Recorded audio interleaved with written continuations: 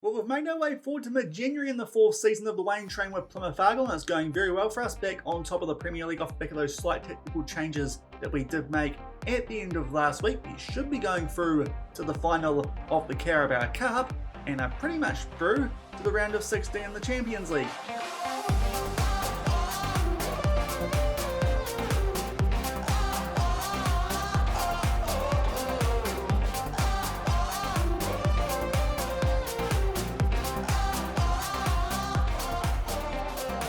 Hello everyone and welcome to episode number 36 of the Waine Train here on Sean Does FM with Plymouth Argyle. I hope you're doing well, and come today we recap what has happened off back of last week, because we've got through just over a month in one of the busiest times of the year, and we're going to take on QPR in the first leg of a Carabao Cup Semi-Final. If we get through that with a comfortable lead like we should do, we'll then take on Leeds United in the Premier League. Otherwise, skip forward a bit and come back for that second leg. So not too sure exactly what the games might be coming up in today's episode, but if you're looking forward to that as well as a bit of a transfer update, as a few players do want to leave the club, then do remember to go down below, leave a thumbs up on the video, and if you haven't done so already and are enjoying the series here on the channel, also consider hitting that subscribe button and turning that notification bell on as well. It is greatly appreciated, but we've got through a lot of football off the back of the end of last week, two at the time quite important games to try and turn our form around domestically at least, as we were away to Aston Villa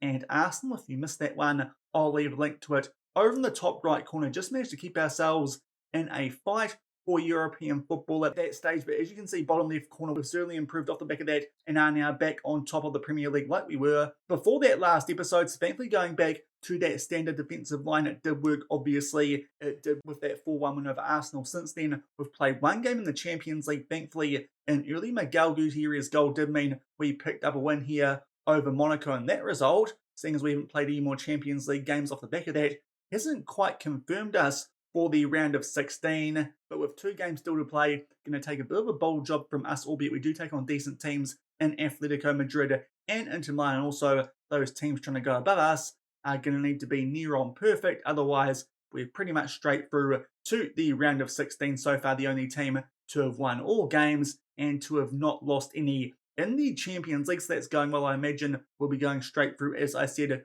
to the round of 16 off back of that win over Monaco. As long as we pick up just one more point, that will do it. In those last two games in the Premier League, it's also been going well, albeit a couple of sketchy moments in some of these games, including, first up, that one off the back of that Monaco game and before our EFL Cup quarterfinal against Middlesbrough, where we took on Sunderland. It was a game where we got off to a poor start here, only 3 minutes into this one. It was the row, makes his way down the right-hand side, plays that one back into Johnson, and Neil runs onto that one really well to pump it top right corner. So we did go 1-0 down early. Thankfully, not too long off the back of that, there was a throw-in, and we did equalise for a header from the Waine Train. So he picks up a goal there, and this is where the luck happens in the second minute of injury time.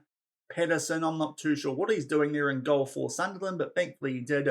Obando coming off the bench, put that one away, and we pick up a very fortunate 2-1 win, albeit stats-wise we definitely did deserve 3 points from that game at home park, but thankfully that's what we got, because Sunderland are down in the bottom half of the table, so that one quite fortunate. It did happen again later on, but off the back of that, of course, we did have that EFL Cup quarter-final against Middlesbrough, the same scoreline yet again after going down through an early goal at home park, but this time after we gave the boys a bit of a rep-up at half-time. Tom Bischoff and Nikola Iliev did score goals. As you can see, a bit frustrating that they did score a goal with the only shot on target, but thankfully we just did enough to come back, and it was actually off the back of a second yellow card to Linehan with 20 minutes to go. That was a big turning point, and thankfully we made the most of that. So got past the championship team to make our way through to the semi today. The first leg we will take on QPR. That is a very winnable tie, as we'll talk about shortly. And off the back of that, focused on the Premier League a bit more. 4-0 over West Brom. They're another team in the semi-finals of the EFL Cup, so that's a very good result away from home. Then we took on Southampton. This was a close game. These guys up there in the European fight. We played them either side of Brighton and thankfully got the job done in the home game just before halftime. Nikola Iliev put one away to give us a 1-0 lead, and thankfully in a very even game we did hold on to pick up all 3 points. As you can see, a couple of ex-players of ours in that Southampton team who picked up yellow cards in Wilson Esbrand and Ethan led, but thankfully got the job done over them there. Then beat a Brighton team who have been struggling ever since Roberto De Zerbi left them a couple of seasons ago, 5-1. That a very comprehensive win, and it included a late goal to the Waine Train. And then the second bit of luck happened in the Premier League in that second game against Southampton. We gave away a very debatable penalty on the 69th minute. Unfortunately, Lukic did seem to bias there the wrong way, but thankfully in the 99th minute, we float a ball there into the mixer. Gavin Bazunu just drops that one straight into the path of Nikola Iliev, who heads that one home. To be fair, a little while before that too, the Waine Train did miss close to an open net, but thankfully we escaped there from St Mary's with a point. It's not too bad there against the team also in the fight for European football this season. Those two results could be quite big, as could the one first up off the back of the New Year. In fact, it was on New Year's Day. We probably would have come back for this game if not for the fact that we're likely to be taking on Chelsea potentially in a Carabao Cup final, which could be coming up in tomorrow's episode, provided we get past QPR as we should. But this was a big comeback win as we beat Mauricio Pochettino's men 6-2 at home park. They were top of the league coming into this game, were Chelsea, and they did get off to a good start despite the fact that we were tightly marking Nkunku. He got the better of us twice in this first half there, just past the 10-minute mark to give them 1-0 lead. And then with about 5 minutes left in the first half, Pedro Goncalves squares that one nicely for him and just drills it bottom left corner. It didn't look good here. It would look like it might be our first defeat with that standard defensive line, but thankfully, just before half time, Alano Bando puts this one away. Good finish there to get that one past Perry, and then just off the back of half time, this a big turning point. We have the ball just outside the box from a corner, and Sebastian Hausner, who came on for Mascara and played superbly. Big deflection from Ben Chilwell. It's an own goal, and that really turned this game around. The second half, we were all over Chelsea and kicked into gear. Morgan Whittaker, good finish there to give us a 3-2 lead, and from there, held the scoreline for a little bit. In the last 10 minutes, we just kicked away. We actually told the guys to go positive instead of attacking. We almost played better. Damien Pizarro off the bench, he scores one there in the top left corner. Only a few minutes later, Pizarro yet again gets us on the counter-attack, makes his way forward down that right-hand side, squares that one for Simon Samperry. Not a good effort there in goal. And to put the cherry on top, Pedro Goncalves there tries to win the ball, but Hausner gets that one, goes back to Pizarro. Tom Bischoff outside the box with a rocket into that bottom right corner, and we come back from 2-0 down just shy at half-time to beat top of the table Chelsea by 6-2 at home park. As I said, probably a game usually we would have come back and shown you guys, but as I said, Chelsea are one of the other teams in the other EFL Cup Semi-Final, and considering they are playing West Brom, they probably should be making their way through to that final. Off the back of that FA Cup third round rotated team, we picked up a 3-0 win. Very comfortable, albeit was made interesting by a 55th minute red card to Facundo Farias, but thankfully by that stage, already 2-0 up, and John Buckley sealed it in injury time. Unfortunately, Mohamed Baloumi, that was his first game back from that broken leg, scored early, which was great,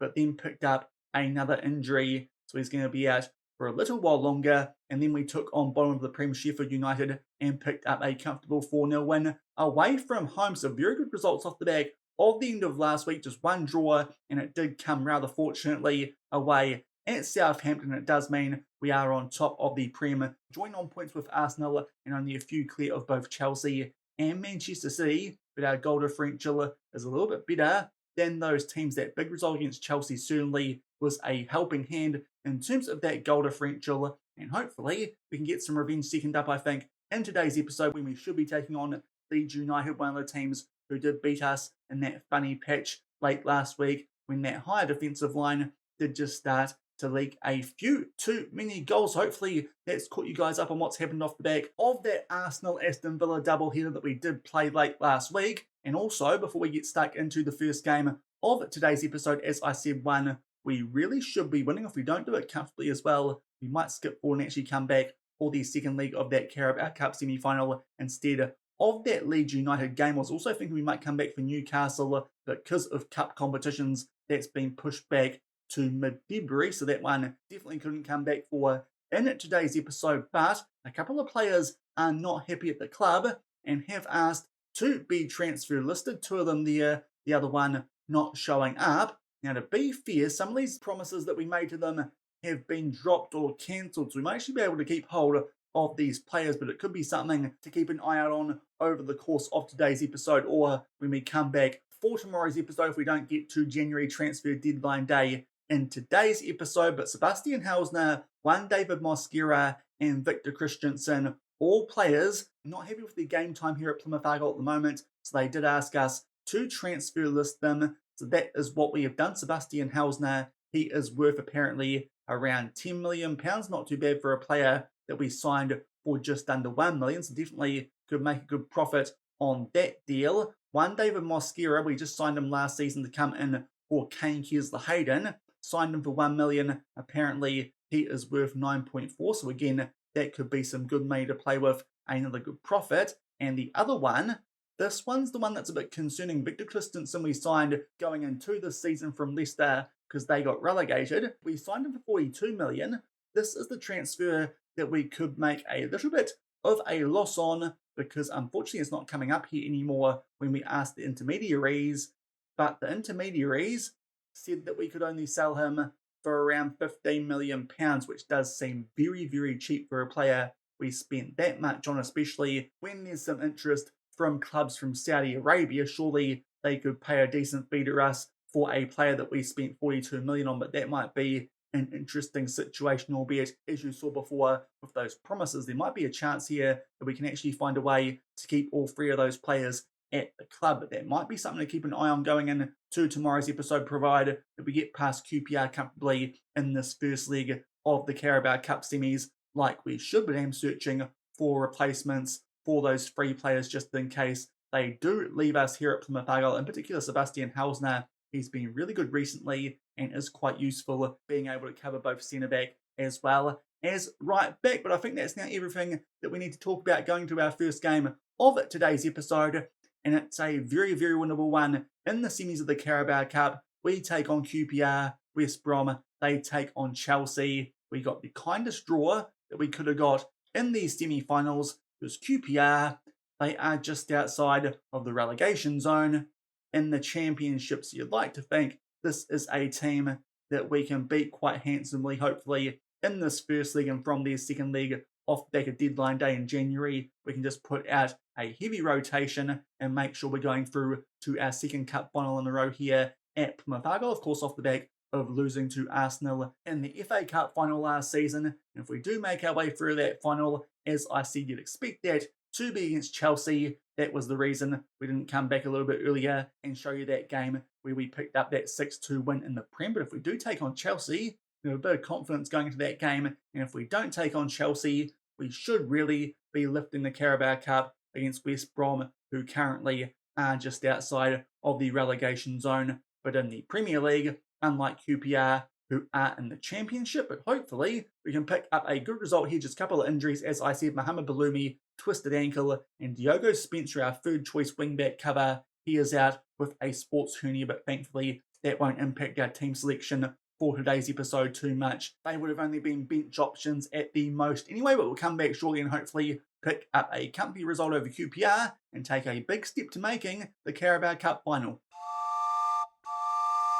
And here are the team sheets for this first game of today's episode. Obviously, with this being a cup game, we are rotating a little bit. Feels like we can against the team in a bad position like QPR. So Cooper, he is in at goalkeeper. Also Mosquera at right back. We've got Williams as the central defender alongside Diamonde. Bischoff in the DLP because he's actually been in great form recently. He can start there over Alex Scott. And also we've got changes on the wings. We've got Whitaker at right wing and young Isaac Varel on the left wing, the player who came in late last week back from Sweden. He picked up 3 assists on debut against Sheffield United, so he definitely deserves another start on that left wing. But that's our team taking on this 4-2-3-1 of QPR, and hopefully we can pick up a nice comfy win and make sure we're going to make our way through to this Carabao Cup final. And as you probably noticed while I was going through that team sheet and off the back of that, not much happening in the early stages of this game. And in fact, finally, there's a highlight just before half-time, 3 minutes of added time here in the first half. It is a corner, and our favourite Mosquera gets his head on the end of that one. That might drive up some interest in him, because so far there hasn't been a lot, at least in terms of proper transfer bids. But the first highlight of this game just before halftime, and Isaac Varel, that's now 4 assists in a game and a half, and he's not really a natural left winger as well. He can play a lot of positions, but that's one he's not too natural in. Those attributes certainly suit it. He could be a very useful player for us here at Plymouth Argyle for however much longer that this save does continue, but that is a solid first half. Certainly was expecting us to be up a little bit more than by just one goal, but thankfully we did get that one just before halftime. Hopefully we can kick on a bit more in the second half and make sure that we don't need to come back for that second leg. Hopefully we're in a comfy enough position off the back of this one at home park. And there's a very early highlight here in the second half, and it's actually a free kick here to QPR. McKenna's going to look to put this one probably top left corner, and Cooper didn't move for that one, but thankfully it just goes over the crossbar, and we are still up by 1-0. And shortly off the back of that previous free kick, now down the other end for one of our own. Reece Williams does get his head on the end of that one, but unfortunately just off target. Still only 1-0 ahead, and as I'm trying to wrap that one up, we are now down the other end as QPR are on the ball. Of course, they're probably focusing entirely on this at the moment, considering how poorly they are doing in the championship.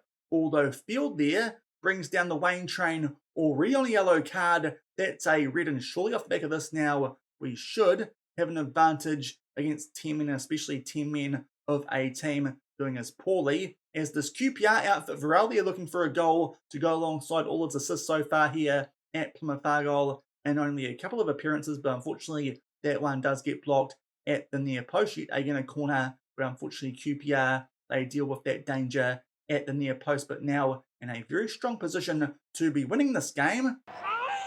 Yeah. Albeit Mike Cooper will not be taking part in the game anymore. He's picked up a red injury. Now, to be fair, he was quite poor in the FA Cup final last season. This might be a little bit of a blessing long term if it means we don't have to start him in a Carabao Cup final. Also, while we're here, we might chuck Som onto support instead of defend, but still only 1-0 ahead. And just going forward a few more minutes off the back of that substitution of Mike Cooper, now we've got Simon Som down to a red heart, so Adam Randall can come on for him. And also just looking at some other players performing a bit poorly, seeing as we're only up by 1 goal. Alex Scott can come on for Bischoff, not doing too well today. And the Waine Train going a bit Pizarro's been in quite good touch recently. He can come on as well. So a couple of changes as we look to kick on and make the scoreline a bit more impressive than just 1-0. And only a couple of minutes off the back of those previous subs now, it's time for our last one, as Isaac Varel with that early assist, though he's now down to a red heart. Osama Salawi can come on for him, and also we'll chuck some of these wing-backs on attack so we can hopefully grab a few more goals. And just about to make our way now into the last 10 minutes of this game, we do have a free kick here looking for someone at the far post, but unfortunately it's a pretty tame header, and Mahoney and goal there for QPR can claim that. If it's only 1-0, we might have to skip forward and come back for the second leg off the back of a transfer deadline day. Thought this would be a team, even with 11 men on the field, that would be beaten quite comfortably, even with a little bit of rotation, but so far that has not been the case. Actually doing a good job, although Gutierrez does now get in behind squares. That one for Pizarro, but somehow Rogers does get a block on that one and keeps it at 1-0. To be fair, QPR would feel quite happy to take this one back to their home ground for that second leg, considering they're down to 10 men, but a corner here. Unfortunately, Williams can't get his head on the end of that, albeit we do keep the ball. Iliev gets that robbed from him, and I dare say that might be this highlight complete. Indeed, it is about to make our way into the last 10 minutes, albeit another highlight does start. Mainly will pump this one deep. Hopefully, we can win it in the air. Indeed, we do. Diamonde to Pizarro, and now Gutierrez bombing forward down that left-hand side. Good work from Pizarro to keep that ball for us now, and Whitaker plays that one out to Mosquera. Also on attack now, he puts that one into the mixer. It finds its way into the bottom left corner through Jake Clark-Salt at QPR. A couple of self-discipline issues in today's episode, and that one's included. It's an own goal. To be fair, I think Whitaker might have been just about to get a touch on that one, but Clark-Salt to make sure it's an own goal. Hopefully now we can kick on and grab one or two more to put this tie beyond doubt, but that makes it 2-0 against the 10 men of QPR. And just about to make our way into injury time in this one. There's going to be 8 minutes of it. Hopefully we can grab one more goal. I think 2-0 still a little bit close going into an away game, albeit it is a team who are struggling in the championship, but still they've put up a really good fight here with only 10 men at home park, and they do get the ball back there through Clark-Salt, just as it looked like we might be getting back on the attack. They pump that one deep through Mane, but thankfully Gutierrez controls that one well, and hopefully we can create one more chance here before full time. Morgan Whittaker makes his way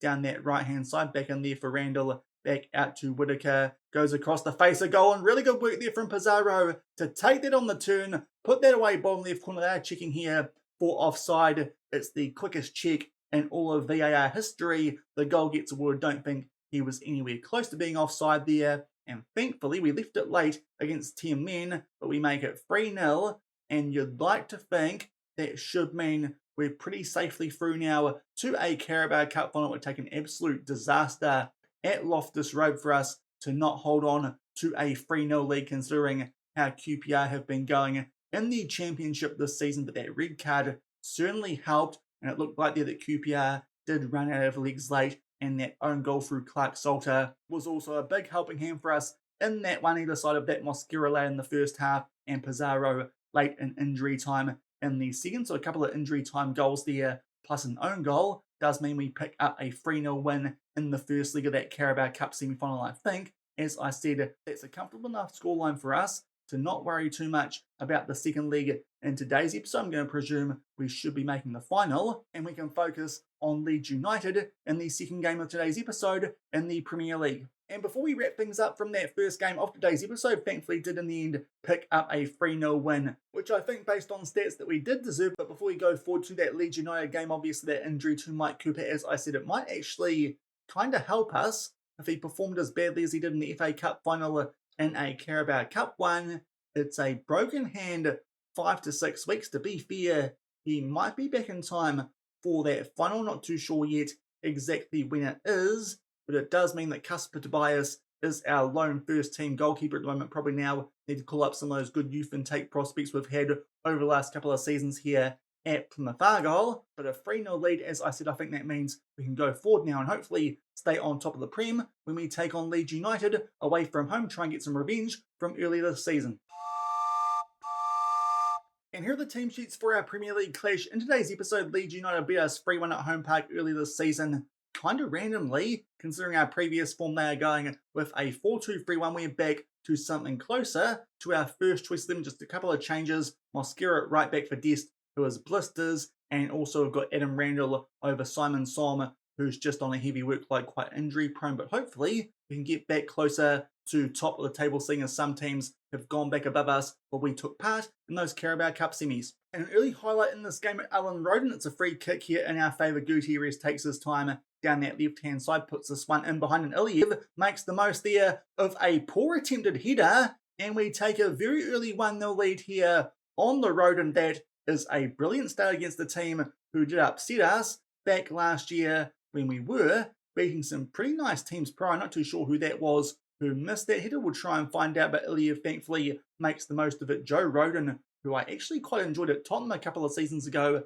in a beta save, but thankfully it's a good start. We make it 1-0, and only a few minutes later we now have a throw-in inside the final third, and Sarawi goes down there inside the box off a tackle from Coyote, I believe that was, and that looks like a stone cold penalty, and it might be a chance here for the Waine Train to make it 2-0 nice and early. Now, to be fair, I think his last penalty, it did get saved in the game.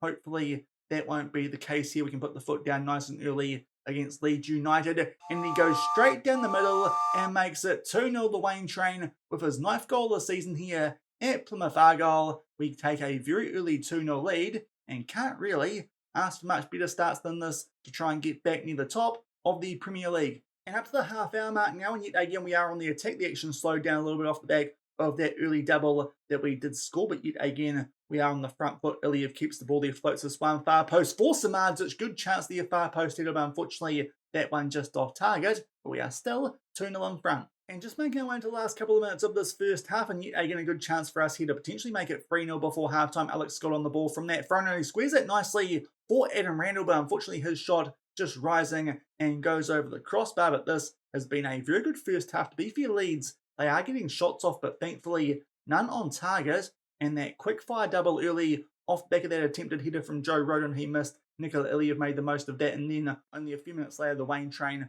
put one away to make it 2-0. That's the scoreline going into halftime. Just one change we're going to make here. Lamar Samardzic is on a 6.4, so we might take him off here. And Nestori Irinkunda, just coming back from injury, this seems like a good opportunity to give him some game time, even though usually we're playing him as a left winger. We'll make that one change going into the second half and hopefully hold on and pick up 3 more points in the Premier League with the standard defensive line. And in fact, there's a highlight here immediately from the restart. Leeds United are on the ball. Hopefully they don't get one back immediately in the second half. That would make things a bit interesting for this. I am actually thinking if we score one more goal to dropping back to a positive mindset. Was thinking about that at halftime, but haven't quite committed to it yet. But Diamonde, nice ball for there for Iliev, gets it taken off him, but thankfully it finds Irinkunda. He gets an assist only 30 seconds off of the bench, squares it nicely for Sarawi, who puts that one away. Off the back of that, we will drop back to positive, like I said before, because now we can look to just hold on here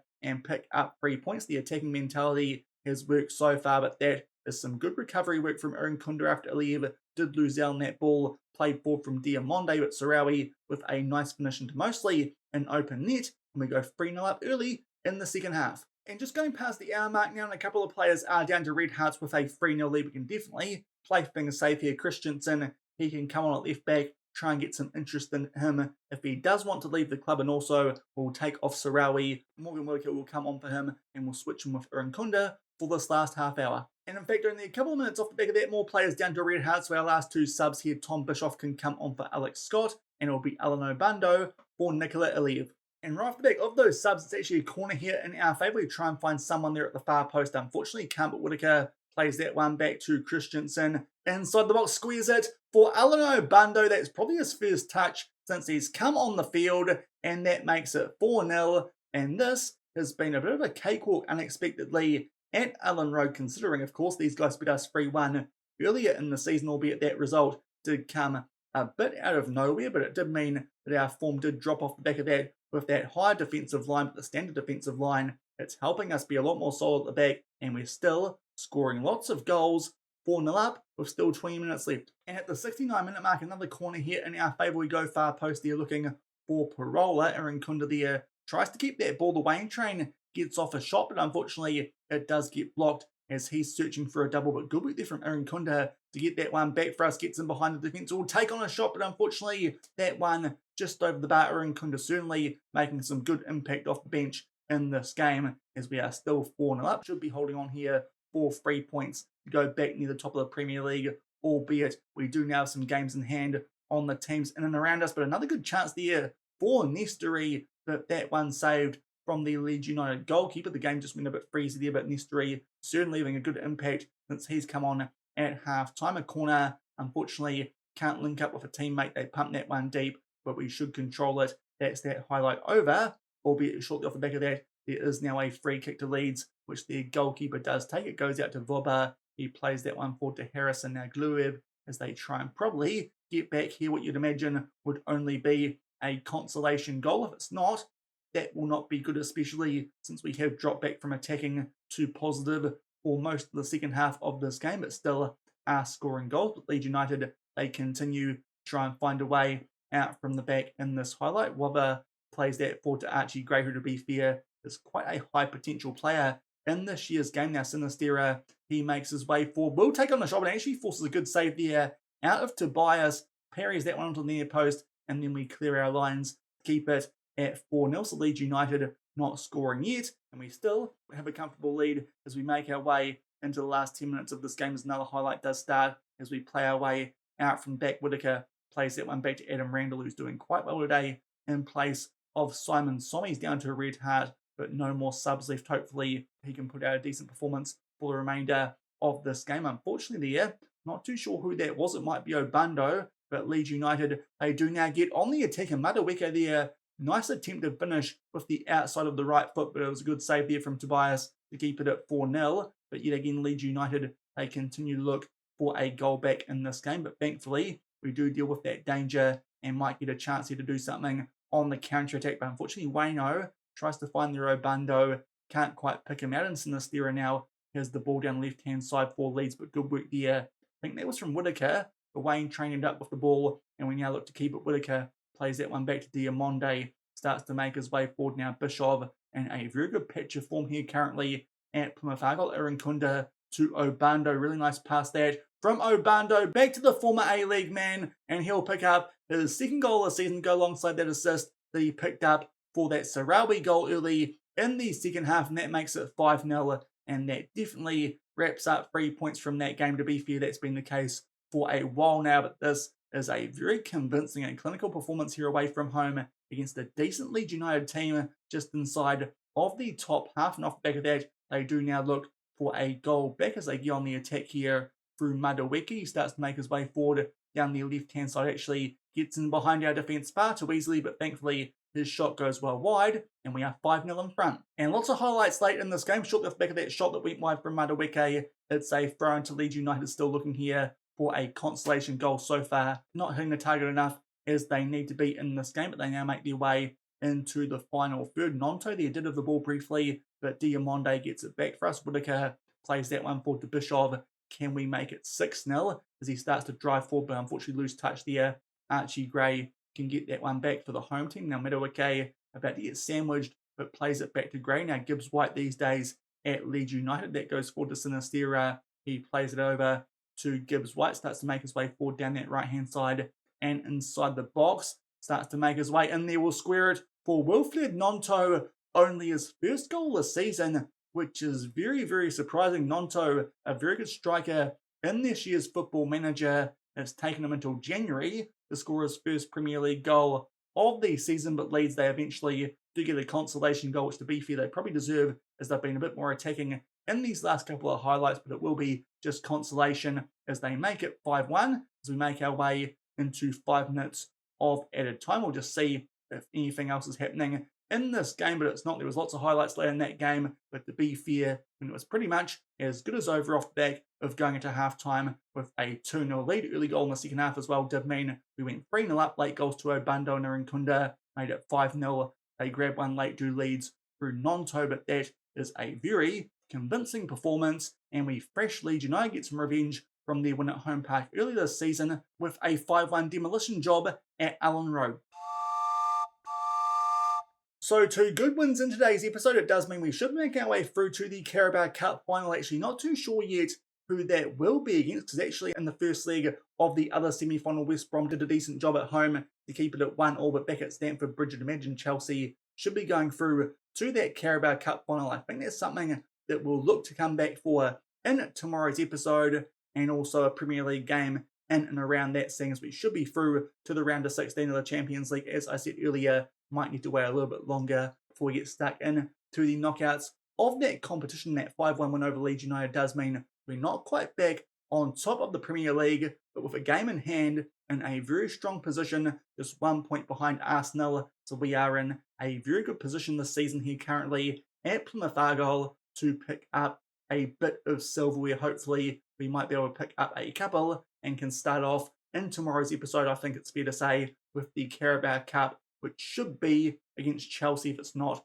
then we should definitely be winning that final. Also, before we wrap up today's episode, bit of a transfer update. Some bids have come in for those players who were looking to leave the club. Sebastian Hausner, a loan bid has come in for him from Hull City. It is going to be rising to £12.25 million, 5.5 after he plays 5 games for Hull, and then 6.75 million in instalments. So because of that, we are now looking for a new centre-back who hopefully can also cover right back, but that is the one bid that has come in so far for one of those players who does want to leave the club. We'll see if he does though, because those players did drop those concerns as you saw earlier on the promises page, but for some reason we can't take them off the transfer list, so that's a little bit interesting. Maybe they do still want to leave the club, but Sebastian Hausner may no longer be here by the time that we come back for tomorrow's episode. Maybe there'll be a new face in his place here at Plymouth Argyle. But if you enjoyed today's episode with all that transfer information, also